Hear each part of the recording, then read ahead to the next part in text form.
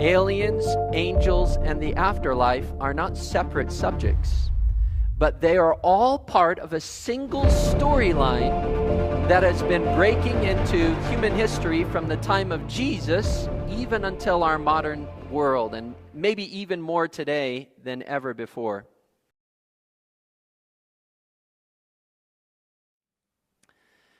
Tonight, in UFOs Over Idaho, we're going to look at some of the most convincing sightings of UFOs, UAPs, or flying saucers, all words used to describe the same thing. We're going to look not only at sightings here in Idaho, but around the world for some of the most credible witness accounts.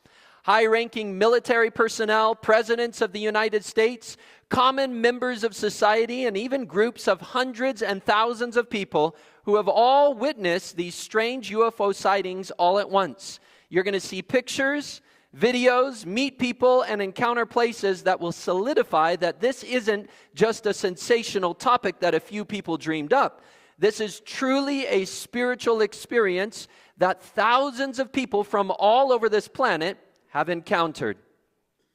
It begins with the National UFO Reporting Center, or NUFORC. This is a center that was founded in 1974. The National UFO Reporting Center. It's an independent, non-governmental organization dedicated to collecting, recording, and analyzing UFO sightings from across the United States and around the world. The center operates a 24-hour hotline telephone and an online reporting system that allows witnesses, civilians, sometimes military or aviation professionals, to document unexplained aerial phenomenon. NUFORC compiles these reports into one of the largest public UFO databases in the world, and it's freely available. Anyone can go on there. People post pictures, they post videos, they post their reportings, what they saw, when they saw it, where they saw it. And here is all the reportings since 1979. 170,000 sightings. And they say for every sighting that is reported, 10 were never reported. And if that is true, then you have under 2 million sightings just in the United States of America. And some of these sightings are reported by family groups, meaning that those sightings represent millions of people all over the world. Just look at the map of the sightings reported all over this country. And now we're going to zoom in, and you see that there are a number of sightings. We're going to zoom right into North Idaho here, and you can see that there's a number of sightings, even right here near Sandpoint and around Lake Pend Oreille, down south in Coeur d'Alene and in those areas. So UFO sightings are sightings from all over. We're going to look at some of these sightings that happen right around this Sandpoint area that have been reported on the NUFORC website. The first sighting is from Priest River. How many of you live near or around Priest River? Anyone? Okay, a few from Priest River. So this is your neck of the woods. It happened July 8, 1994. A couple who live out of town noticed some strange lights in the distance one evening. The husband saw it first, and so he goes to get his wife, who came out with binoculars to get a good look at this thing. And she said, "I went to get a pair of binoculars, and my jaw truly dropped to the ground. I saw a disc-shaped object like the lid of a saucer pan, metallic or silvery gray in color. The lights, red and bluish green, were not blinking after all, but were circling the edge of the disc." So she goes on to report that her neighbor saw it too, and others must have seen it. And also, there must have been a number of people who saw it, because within a week, they got flyers from MUFON, which is the other network online that reports UFO sightings. It's Mutual UFO Network, asking if anyone had seen strange lights in the sky. Wild. But the stories get even more interesting. Here's another one. This one is August 1st, 2012, up in the mountains east of Coeur d'Alene, Idaho. A single man reports his encounter while enjoying the mountains. He says, "I had a sensation that something was above me. I looked up and seen a huge black metallic triangle hovering. There was no sound. It was enormous, probably a football field length for each side of the triangle." Anybody ever been on a football field? It's huge, gigantic. It passed by silently at about 25 miles per hour, then was out of sight within seconds. Now you're going to see that seeing giant triangular aircraft in the sky is not an anomaly, but hundreds of witnesses from all over the world have seen identical UFOs. Let's check out one more sighting from North Idaho. This one further east of Coeur d'Alene in a town called Murray, Idaho, up over one of the mountain lakes. So a hiker was hiking and stopped to rest at one of these mountain lakes when he suddenly noticed a craft hovering above the water of the lake, silently, of course. Here's what he said. "Noticed an object hovering toward the middle of the lake, about 500 to 1,000 feet above the lake. Size of a compact car. No sound. Looked illuminated. Watched it for 2 to 5 minutes before getting very uncomfortable and truly scared, packed up, and left." I'm not sure I would have stayed there for too long either. None of these eyewitnesses, by the way, leave their names or pictures of themselves. They aren't looking for fame. Their descriptions are as strange to them as they are to us. This guy was so scared he booked it out of there, but not before snapping a photo of what he saw. Are you ready to see it? All right. Here is his photo. Now you can see the lake, you can see the mountain, and right up here is the picture of what he saw. So I zoomed in, and of course, that's what I got. They're always grainy, aren't they? And so I decided, you know what? We are living in 2025. Let me take this, throw it into ChatGPT, and see what it produces. You ready what ChatGPT produced? This is what ChatGPT produced. I don't know. I mean, maybe.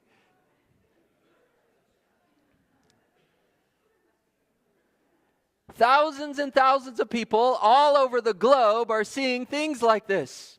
More often than not, they hover and then zip away at enormous, unbelievable speeds without ever making a sound. What are they? Who are they? Is it all made up, the fictional imagination of dehydrated hikers or someone having a high-altitude delusion, or are these things real? My next video is going to blow your mind. A UFO coming up out of the ocean. Do you want to see it? All right. You asked for it. Here it is. How many of you think that's real? Not a hand. I thought I would at least get some. This is also AI generated. And the truth is that 95% of UFO sightings can be explained as coming from non-UFO sources. So don't believe everything you see. Don't believe everything that people say. 95% of everything that is reported is easily debunked by those who research them. Sometimes they're planes, sometimes they're drones, sometimes they're weather balloons, sometimes it's an AI-generated video. But of the 95% of the things that are wrong, you still have 5% of sightings that are different, that are so thoroughly verified that you can't dismiss them as nothing. You can't explain them with what we know exists today. They are truly UFOs, unidentified flying objects, or UAPs, unidentified aerial phenomenon. So what makes it into the 5% elite category? These are high-quality sightings, verified to have been seen by more than one person. So they are externally verified by things like radar and seen by trusted sources.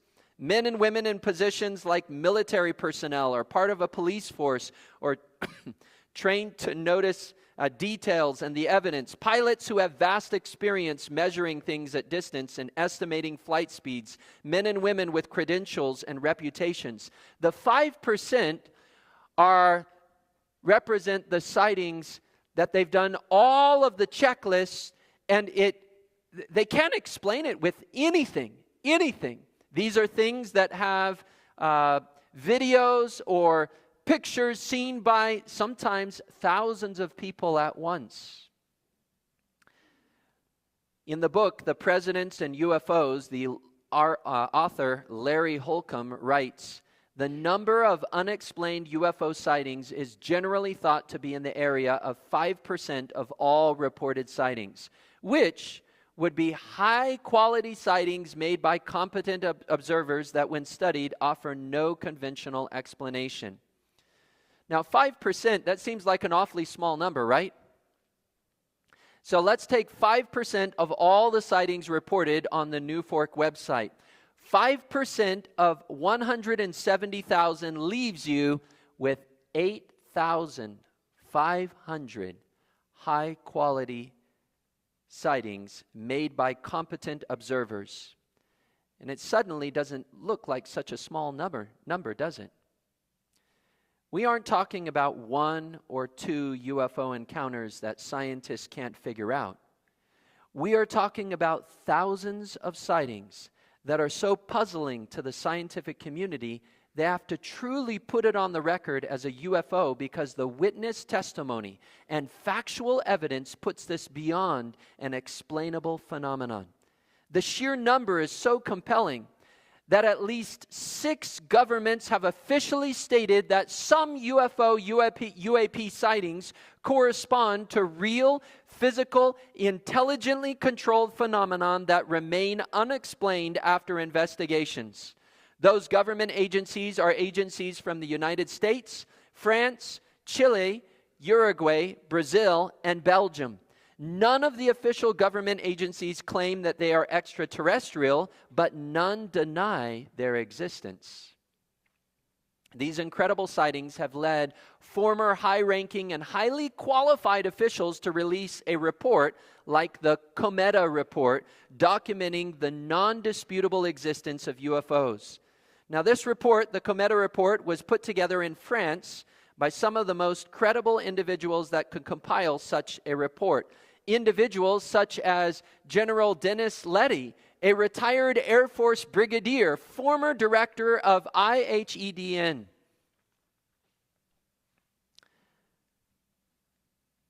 Which is the Institute of Advanced Studies for National Defense.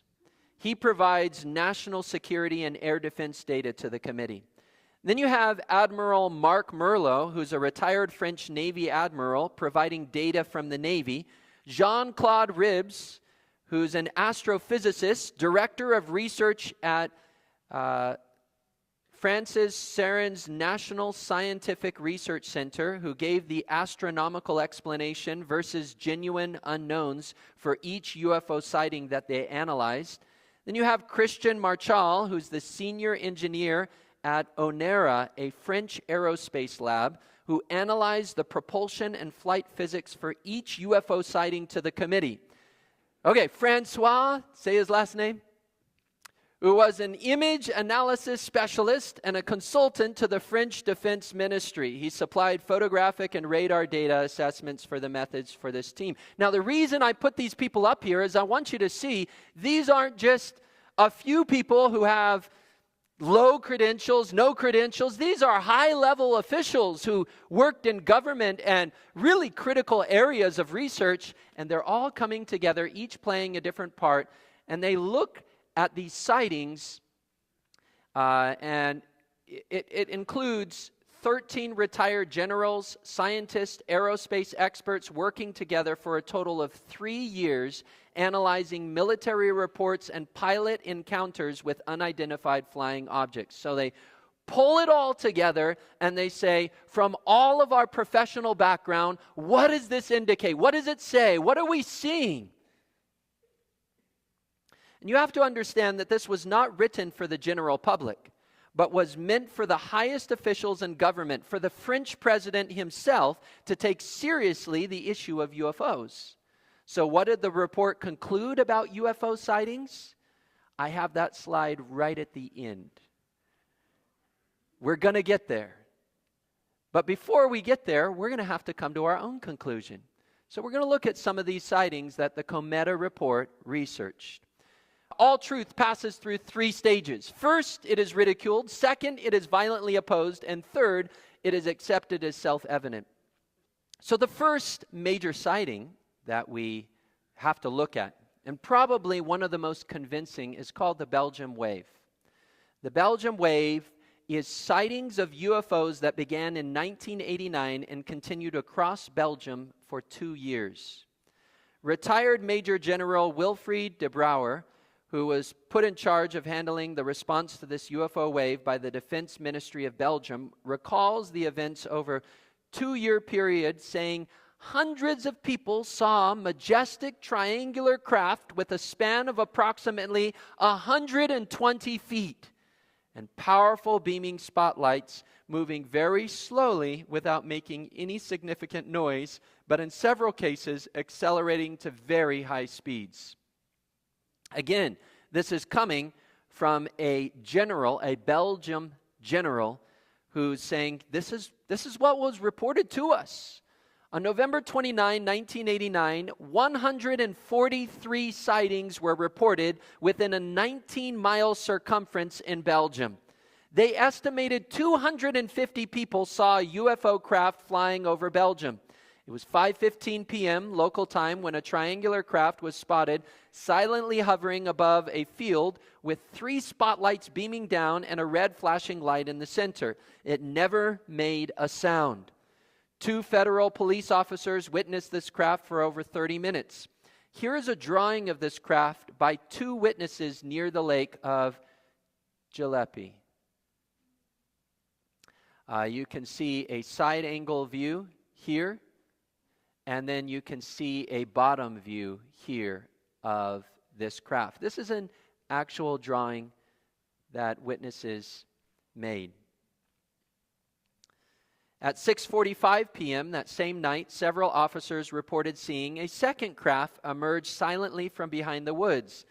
It tilted forward in a deliberate maneuver, revealing the upper side of its fuselage, a dome-like structure with rectangular windows glowing from within.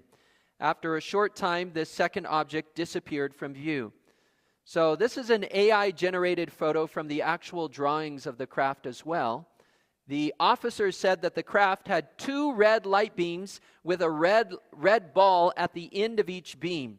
The beams almost dropped out of the craft like a solid glowing red bar and then pulled up in the same way, but it looked like streams of light or lasers, but it behaved more like a solid object. Here is the drawing from the witnesses who saw that aircraft. And this is from the SOBEP's archives. 2 witnesses who collaborated on that drawing. Then at 7:23 p.m., the original 2 policemen, still in radio contact with their dispatch, spotted the first craft again. From their elevated position overlooking Henry Chapelle, they could see it drifting toward the town where 2 of their colleagues, officers Dieter Plumens and Peter Nickel, now had it in sight as well. So picture the scene. 2 officers watching from the ridge above and 2 more stationed below in the village, each seeing the same object from different vantage points. The lower pair describe a triangular craft about 250 feet above the ground, roughly 300 feet away, with 3 powerful spotlights and flashing red light at its center. And here's the drawing from that they made. And of course, it's all written in French.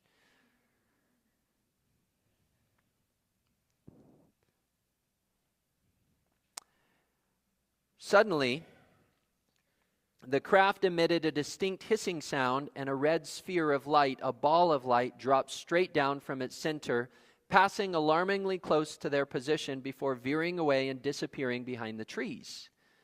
The UFO then started to move, and the policemen followed in their vehicles until they lost sight of it. In total, 13 police officers had witnessed this UFO, followed it, made detailed drawings, and all reported it. A total of 70 reported sightings were made on November 29 and were fully investigated, and none of these sightings could be explained by conventional technology. That same triangular craft reappeared over Belgium on December 1st, and then again on the 11th, witnessed by 21 more people. Here is a picture drawn by a 12-year-old boy who saw it with his parents, his grandparents, and his sister. The boy's drawing shows a frontal view, a closer overhead view, and a view of the craft as it flew directly overhead. And you can see those three views there.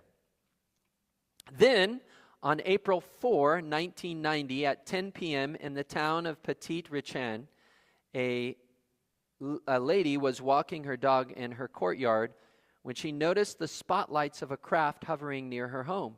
She alerted her partner, who rushed outside with his newly bought camera, and the camera was loaded with color slides, but only 2 shots remained on the film. So he leaned against the wall to avoid instability, and he took 2 photographs. The first with a manual exposure time of 1 to 2 seconds while the craft was banking to the left. And here's the photo that he got fully exposed. This is perhaps one of the most famous UFO photographs that has ever been released. And you can see it's triangular, you can see the lights, you can see the central light. The photograph was examined by a number of sources, including NASA, the French National Center for Scientific Research, and the Belgian Royal Military Academy, but none could positively identify it or find obvious signs of fakery. Has anybody seen this photo before? No? So here's where the story gets interesting. For over 20 years, no one debunked this photo. It was considered a genuine. But in 2011, Patrick Marichal, he went on live television and claimed that his own photo was a fraud and that he used styrofoam, lights, and strings to create a fake. So the skeptics jumped on this and celebrated, but the case isn't closed. We still have all the witnesses to the Belgium Wave. In addition, Patrick Marshall is in a patent dispute trying to get money for his photo from a publisher. Why would he wait 20 years to say it was a hoax? Why didn't the best scientists debunk his photos years earlier? There's still a lot of questions of whether the admission of a hoax was a hoax itself. And then you have the F-16 pilots who were dispatched from the Belgium Air Force to chase the UFO. They got it 8 times on radar, but never saw it from the sky. Of the approximately 2,000 reported cases registered during the Belgian Wave, 650 were investigated and more than 500 of them remain unexplained. So was there something actually seen by hundreds of people over Belgium? The mystery certainly isn't solved. Even if this one photograph is taken as truly debunked or faked, how do you explain all the rest of the evidence that comes in? Dr. Richard Haynes, a NASA research scientist and chief NASA Space Human Factors branch, has compiled an impressive 3,400 first-hand UFO sightings by commercial, military, and private pilots of UFOs that they've seen while flying. So I'd like you to take a moment and listen to this scientist explain why pilot sightings are so reliable, how this is a global phenomena, and he shares one of the stories from his collection. So let's listen in to Dr. Richard Haynes share about this just now. The pilot sightings are very valuable because of a number of factors. The pilots are highly educated and trained for the first point. And what that means is that they have a career at stake. And they're not going to come forward with a report of some strange object or light off the side of the aircraft or near the aircraft unless they've already eliminated all of the prosaic explanations. They're just risking their career to do so. I would say in half of the cases at least, the phenomenon appears to approach the airplane, not the other way around. It's as if the aircraft is the focus of attention or curiosity, if I may use that word, of the phenomena. That the pilot's flying along, minding his own business, and something comes up alongside one wing for 15 minutes at cruise altitude, cruise speed, and then sometimes we'll flip over to the other wing, or stay right at the nose of the aircraft and then do barrel rolls along the flight axis. Some very interesting maneuvers. The kind of flight maneuvers that our aircraft are generally not capable of doing. It suggests that the phenomenon is worldwide, obviously. We take that for granted now. It's not showing up differently by culture, for instance. That the behavior of the phenomenon near an aircraft is the same for foreign aircraft as it is American aircraft, as I would expect. I had a B-52 captain tell me once that he was flying in the front left seat of a brand new B-52 from Wichita, Kansas, where it was made by the Boeing Corporation.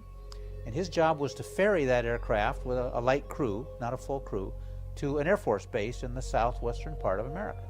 Clear sunny day, beautiful bright sky, and an object, a round sphere, probably 4 or 5 feet in diameter with no markings, no rivets, no seams, no insignias, no USAF on the side, showed up right off his left wingtip. Well, his co-pilot said, "Captain, we have an object off our right wingtip," and he described it, and it was the same shape, size, and identical to this one on the left wing. So there's 2 objects now, keeping up with the aircraft at cruise altitude and cruise speed. Well, to make a long story short, he told me that an object showed up behind the aircraft, above the aircraft, below the aircraft, and off each wingtip, 5 total. And I said, "Well, what did you do?" He said, "Well, I hit the autopilot button on the control column and went into evasive maneuvers," which is kind of standard operating procedure, to try to shake these things. And he said, "I tried to, if they were balloons, they weren't going to keep up with us very long. If they were birds, why were they at that altitude and flying at 300 or 400 miles an hour, so forth and so on." Good, typical piloting behavior, checking off what they weren't, you see. Well, he said, no matter what I did with that aircraft, they stayed with the aircraft perfectly aligned. It was called station keeping. So he said, after a while of this, we're running out of fuel and I have a job to do. He said he added power, got back up to cruise altitude, and put it back on autopilot. And he said after 15 or so minutes more, the objects departed from the aircraft in the exact opposite order they arrived. Intelligence. To me, that's not random. That's intelligence. That's deliberate. These are credible people. Commercial pilots. People that you would trust to ferry you from one place to another, and they're doing everything in their checklist. They're trying to get away from these things, and they're there. Let's look at some more. Here's another story from Dr. Haynes' file. A Portuguese Air Force pilot, Julio Guerra, November 2, 1982, at 10:50 in the morning, he was flying a DHC-1 Chipmunk, and I have a picture on the screen of what this small airplane looks like. He was flying near Lisbon between 5,000 to 5,500 feet. Suddenly, he noticed a UAP, a UFO, flying below him. But then he noticed it didn't have any wings or a tail, just a fuselage. He describes it like a disc with the top reflecting the sun and the bottom a darker appearance and a bright band wrapping around the center. The object ascended rapidly to 5,000 feet in less than 10 seconds and then stopped right in front of him and then moved with the pilot's airplane and then started doing huge orbits around his plane, flying from 5,000 feet to 10,000 feet, and then back down to 5,000 feet, doing these huge orbits. Julio radioed the tower, and they sent up 2 other pilots to confirm, Carlos Garces and Antonio Gomez, who were both Air Force pilots. They both radioed when they met up with Julio that they could see the object circling his plane, and they estimated it was 8 to 10 feet in diameter. Julio decided to intercept the object and flew right at its trajectory path. And the object rolled right over the plane at lightning speeds and then seemingly hovered right over his plane, like as if it had parked itself on top of his plane and just stayed with it, breaking, as he said, all the rules of aerodynamics. It hovered there for several moments, just following the plane, and then bolted away and disappeared in a flash before all 3 pilots' eyes. When they landed, all 3 pilots gave their individual corroborating reports regarding this flying object. They determined the object had ascended at a rate of more than 300 miles per hour, which, if it is instantaneous, creates a G-force of 27 Gs. Humans can survive a G-force of 4 to 6, maybe up to 9 with a G-suit on. And they can only withstand that for a second or two before losing consciousness. Anything above 15 Gs for even a second would create severe internal injuries and fatality. You can't survive it. But here are trained pilots seeing this object travel at these incredible speeds. And while the object was circling Julio in his aircraft, it would have been traveling at 1,500 miles per hour, according to these pilots' estimates, while doing these incredible aerial maneuvers, something not possible with aircraft currently operating on Earth. And to put this into perspective, the radius of the turns would at that speed would be around a 15-mile radius circle. And even then, the pilot would be pulling 2 Gs the entire time. If you pull that circle inward to what this object was doing, even to a mile, the G-force from this speed and tight circle, again, is so great that the pilot would not survive. And the aircraft would not be able to handle the pressures. It's beyond the structural thermal limits. So did these 3 pilots just lie? Not likely. The tower received the radio signal from Julio and sent up 2 other Air Force pilots who were laughing about the whole thing before they arrived on scene, and then saw the aerial phenomena for themselves. This is a super important point. Not only do these UFOs look like aircraft no one has ever seen before, but they break the laws of physics. You know, there's a name for this. Do you know what it is? Supernatural. We classify things like miracles, divine or spiritual beings, sorcery or witchcraft, paranormal phenomena. These are all things we use to describe the term supernatural. In many instances, these UFOs don't appear as discs or triangles. Sometimes they just appear as balls of bright, shining light. As was the case in 1978 when Captain Startup and a co-pilot were flying along the coast of New Zealand when suddenly they spotted strange lights ahead. Cameraman David Crockett filmed the entire thing while both planes' onboard systems as well as New Zealand traffic control tracked the lights on radar, and air traffic controller Jeffrey Kaiser also witnessed this whole thing being played out on the radar screen while the entire dialogue was recorded between the pilots and the air traffic control. It's a well-documented case. Here it is as filmed that night right over the plane. It's one of the most incredible UFO footage ever, simply because of the number of high-quality witnesses. The video you see playing is the actual footage from the incident in 1978. Here they're slowing it down, as it's going, and here they're repeating that footage again, and you can see it zigzagging, appearing, disappearing, moving to different parts of the plane.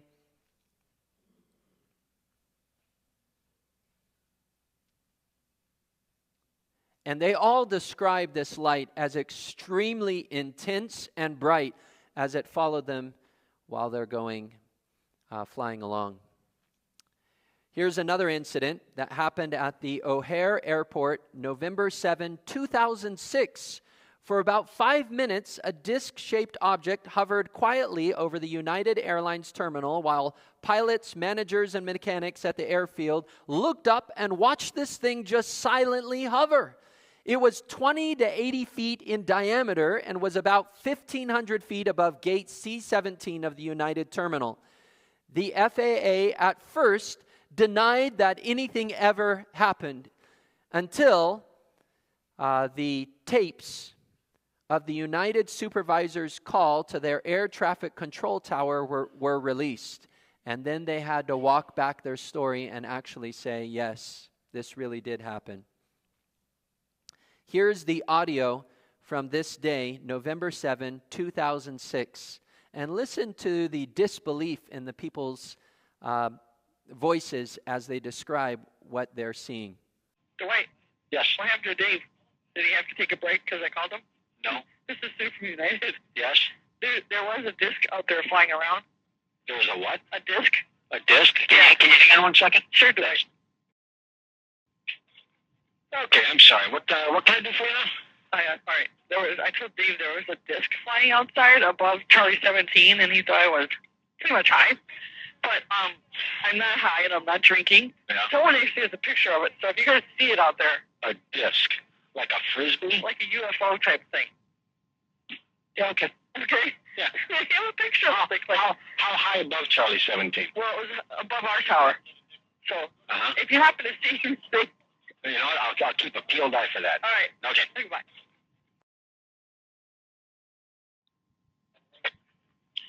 Tower Cab, this is Dave. Okay, Roger, that United Agency. Yeah, Roger. I have an interesting one for you, Dave. Here. Some of our employees, I don't know if you heard anything about this, some of our pilots on the ground were reporting a UFO sighting at 1,000 feet from the seaside of the airport. Did you guys hear anything about You know what? The ramp tower called me, I want to say about 10, 15 minutes ago. We have not seen anything up there. Okay, Because she said it was right around gate C-17. okay, But, I mean, and since she called, I've been looking, but we have not seen anything. okay. You know, I mean, if we do, oh, well, I guess, you know. Well, no, I'm just wondering. Maybe Yeah. maybe we'll have to give him C7 right. Yeah, I know. Either that or you guys unveiled a brand new aircraft that I didn't tell anybody about. But, no, we have not seen anything, but we will surely keep an eye out, that's for sure. Thank you very much. No problems. Bye. I got to cue that.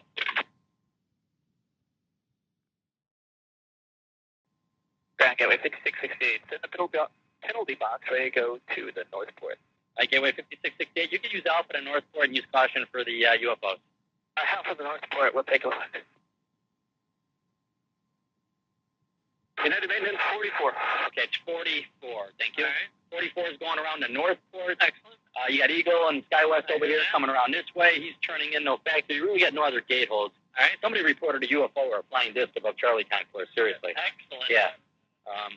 So nobody can see it, but use caution. All right. And that's pretty much it. Gateway 5668. 5668, go ahead. Yeah, look out your window. Do you see anything above United's concourse? They actually, believe it or not, they called us and said somebody observed a flying disc about 1,000 feet above the gate Charlie 17. You see anything over there? Not that I can tell. Okay. Yeah, I thought my job was stressful. No, we saw it a half hour ago. Who saw it? A whole bunch of us over at the Charlie Concourse. Really? You guys did. Who's this? The United taxi mechanic. Thought it was a balloon, but we're not sure. Interesting. So, you have all of these pilots radioing back and forth with the tower. The disc was actually hovering up above where the tower could see, so they had to rely on reports from pilots or mechanics or other people that were on the airfield to report back to them what they saw. Some of the pilots saw it, some of them didn't. They looked up, they're like, no, I don't see anything. And then one of the mechanics said, yeah, a whole bunch of us are watching this thing, and all of us have seen this thing. Now, what happened? Well, that disc continued to fly above there for a little while, and then multiple witnesses watched as this flying disc suddenly shot up in less than a second, and it cut through the clouds like butter and left a cookie cutter hole the exact shape of the disc right through the clouds. And that hole, of course, remained for quite a while and finally dissipated and disappeared as the wind currents moved the clouds together. But the speed at which this disc zipped off was less than a second, an unbelievable speed that breaks all natural laws. It's what we would call supernatural. Then you have Captain Ray Boyer, a professional pilot with 5,000 hours of flying and 8,000 landings. He saw an enormous object shaped like a cigar. It was a mile long and brilliant in its shining light over the English Channel just 6 months after the O'Hare Airport sighting. It was witnessed by him and also all of his passengers. He said, their brilliance is difficult to describe, but I was able to look at this fantastic light without discomfort. He says that the light that pulsed from this massive object had sparkling blues, greens, and other hues strobing up and down about once every second or so. What did this pilot conclude in his own words? I can only conclude that they were not from around here. And in that, I mean they cannot have been manufactured on earth. The day may be coming when the whole human race will have to face the frightening reality that we are coexistent with others in this universe. Captain Ray Boyer is not the only one who believes these UFOs, whatever they are, cannot be from Earth. Here's another story from Iran. This is retired General Pervez Jafari of the Iranian Air Force. In 1976, he was ordered to get in his Phantom F-4 fighter jet and intercept a bright light-emitting UFO over Tehran. This UFO was bright and flashing colored lights, changing positions, and even changing shapes. Citizens in Tehran had seen this luminous thing that originally appeared like a star, but it moved and behaved very different from any of the stars in the sky. So at 12:30 a.m., General Jafari took off from the base to investigate. When they approached the UFO, it was flashing with intense red, green, orange, and blue lights so bright that the General Jafari said he was not able to see the body of the UFO, just the lights. The lights formed a diamond shape, and the flashing lights were flashing extremely fast. As he approached it with his fighter jet, maybe 70 miles away, it suddenly jumped 10 degrees. So he had to redirect his plane. He continued to get closer to it, and suddenly it disappeared and reappeared 10 degrees over. In total, he ended up having to make corrections dozens of times and turned his plane over 90 degrees to keep his fighter jet headed towards this thing. Now, this UFO was viewed by the general, his backseat navigator, and they had it on the plane's radar, and it was, of course, viewed by the military personnel at the base and some of the residents of the city of Tehran. General Jafari tried to lock onto the UFO with a Sidewinder missile, but every time he did, his instrument panel on the plane went completely dead, and the UFO would immediately jump to a new location. Now, why is this important? It shows intelligence. It shows purposefulness, moving of its own accord, anticipating that the general was about to fire, and then somehow having a technology system to shut down the entire instrument panel and then maneuver out of the way so he can't fire a missile at this thing. The Shah of Iran remarked after this event had taken place that, in my opinion, they cannot be from our planet. Because if anyone on this planet had such power, he would bring the whole planet under his own command. Larry Holcomb, the author of The Presidents and UFOs, put it quite succinctly when he says, "The accumulation of evidence is so great that no reasonable person can any longer deny their existence." And here's the former Canadian Minister of Defense who says, "They are as real," read it with me, "as the airplanes that fly over your head." Dr. J. Allen Hynek was a UFO debunker, and he began studying thousands of these UFO sightings. He was part of the Air Force's investigation branch called Project Blue Book. And their main objective was to find these things, explain these things, and debunk these things so that nobody would question whether there are UFOs. So he began doing this, and he was quite successful at debunking a lot of these UFO stories. After all, 95% can be explained by things that investigators find.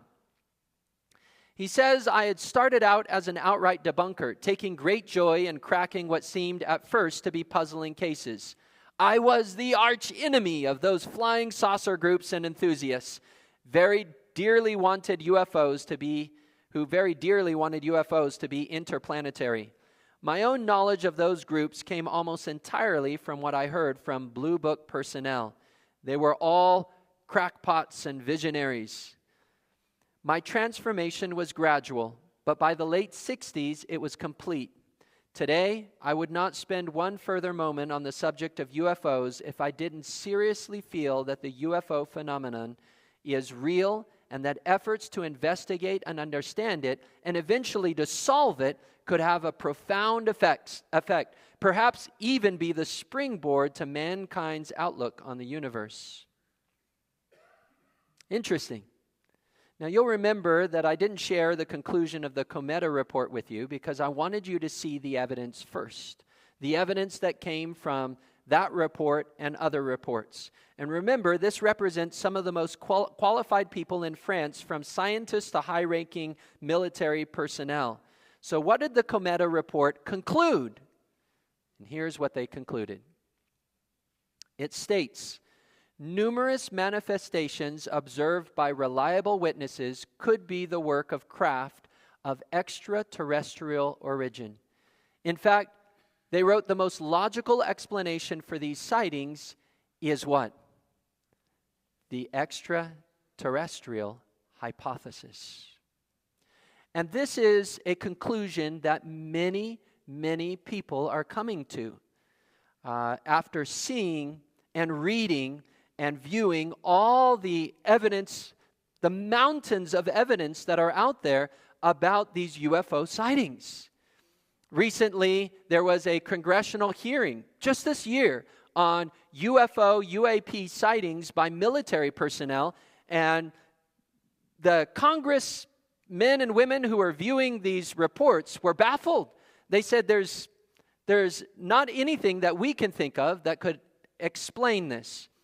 Now, extraterrestrial. What is an extraterrestrial? Well, extraterrestrial simply means a non-human intelligent life form from outside Earth. Time limits us to recount the thousands of stories, photos, eyewitness accounts, many of which are supernatural, such as UFOs opening 20-ton doors that lead into atomic missile silos without any indication that someone was physically there, something you need massive machinery to accomplish. Or another story of all atomic missile silos that were miles apart being shut down by a single UFO flying over them one by one, and this while each silo was independently powered and controlled. Or other stories that record these UFOs flying at speeds many times the sound barrier, completely silent without any sonic booms. Or the story of UFOs traveling at 200 miles per hour underwater. It's doing 200 miles an hour underwater. Underwater, big as a football field, and that's no fish. There are 5 or 6 deep water areas of the ocean. And he said these are areas where we see a high propensity of these UFOs. So is it possible, given our current understanding of physics, for any man-made machine to go anywhere near 200 miles an hour underwater? Not with our technology, no. The best we have is probably in the high 30s. This was one of the congressmen from that hearing on UFOs. He represents a district in Tennessee, and he went on Tucker Carlson's podcast, and he says, listen, these are the reports we're hearing. This isn't like natural stuff. This is supernatural. How do you get a craft to go flying at supersonic speeds, diving into the water, continuing at those same speeds, and then coming up out of the water, making 90-degree turns, completely silent, by the way, completely silent, like no sonic booms at all. It's quite incredible.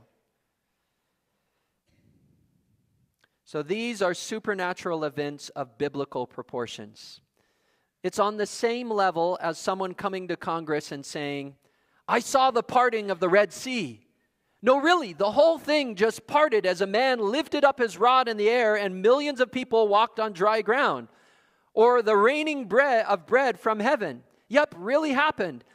That same million people ate something called manna, and it just fell from the sky. Or the eyewitness testimony of 12 men all saying that they saw Jesus walking on water. Not swimming, not riding in a boat, but literally walking on water, defying the laws of physics. So when you read the stories of the UFOs, you might as well be reading it right out of the Bible, because these are things that defy physics, defy the natural order of the world. And you have to ask yourself the question, does the Bible tell us that there are beings, entities, creatures from other worlds that visit our planet? Can you find UFOs and aliens anywhere in the Bible? And what does the Bible have to say about our interaction with them? The answers to that topic will leave you speechless. So you have to come tomorrow, because we're going to unpack this more in our next presentation, Angels Among Us. Thank you so much for joining me for tonight's presentation, Aliens, Angels, and the Afterlife. Did you enjoy it? Good. Glad you enjoyed it. And maybe it will spur you on to, don't stay up too late tonight on YouTube looking these things up. But I hope to see you tomorrow at 3 o'clock. We're going to do Angels Among Us. Then we're going to move right into Area 51. And then we'll have a dinner tomorrow evening. So come hungry, hungry to learn, hungry to eat, hungry to fellowship. Thank you for coming tonight, everyone, and have a good night.